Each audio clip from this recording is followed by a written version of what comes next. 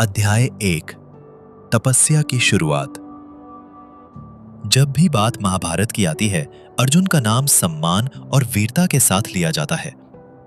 लेकिन क्या आप जानते हैं, उस महायोद्धा अर्जुन का कभी स्वयं भगवान शिव से युद्ध हुआ था, और वो भी जंगल में, किरात रूप में। आइए आज जानते हैं अर्जुन और भगवान शिव के उस अद्भुत युद्ध की कथा। महाभारत युद्ध की तैयारी चल रही थी। पांडवों को अपने शत्रुओं को हराने के लिए दिव्य अस्त्रों की आवश्यकता थी। भगवान श्री कृष्ण के कहने पर अर्जुन हिमालय के घने जंगलों में गए तपस्या करने। उनका लक्ष्य था भगवान शिव से पाशुपतास्त्र प्राप्त करना। अर्जुन कहता है, हे प्रभु शंकर, मेरी तपस्या स्वीकार करें, मुझे शक्ति दें अधर्म के विनाश के लिए। अर्जुन ने एक पैर पर खड़े होकर महीनों तक कठोर तप किया। उन्होंने भोजन और नींद तक त्याग दी। उनका शरीर दुर्बल होता गया, लेकिन ध्यान में कोई कमी नहीं आई। अध्याय 2 राक्षस का आगमन। एक दिन तपस्या के दौरान अचानक एक भयानक राक्षस जंगल में उत्पात मचाने लगा। वह पहाड़ों को तोड़ता, जानवरों को मारता और वनवासियों को आतंकित करता। अर्जुन ने उस राक्षस को रोका, बाण चलाए और आखिरकार राक्षस को परास्त कर दिया। लेकिन जैसे ही वो लौटे, उन्होंने देखा एक महाबली किरात शिकारी और उसकी पत्नी पार्वती वहां खड़े हैं। किरात वेश में भगवान शिव कहते हैं, वो शिकार मेरा था, तुमने कैसे मारा? अर्जुन जवाब देता है, मैंने उसे मारा क्योंकि वह निर्दोषों को मार रहा था। अगर तुम्हें ऐतराज है तो युद्ध करो। फिर शुरू हुआ एक भीषण युद्ध। अर्जुन ने अपने बाणों की वर्षा कर दी, लेकिन किरात उस पर मुस्कुरा रहे थे।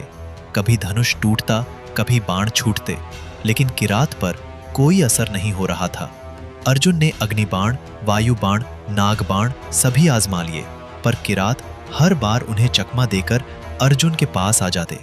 अर्जुन मन ही मन सोचता है, हे प्रभु, यह कोई साधारण मनुष्य नहीं हो सकता। अर्जुन ने थक हार कर शिवलिंग बनाया और भगवान शंकर को प्रणाम किया। उन्होंने फूल चढ़ाए, लेकिन आश्चर्य हुआ, वे फूल किरात के पैरों में गिरे थे।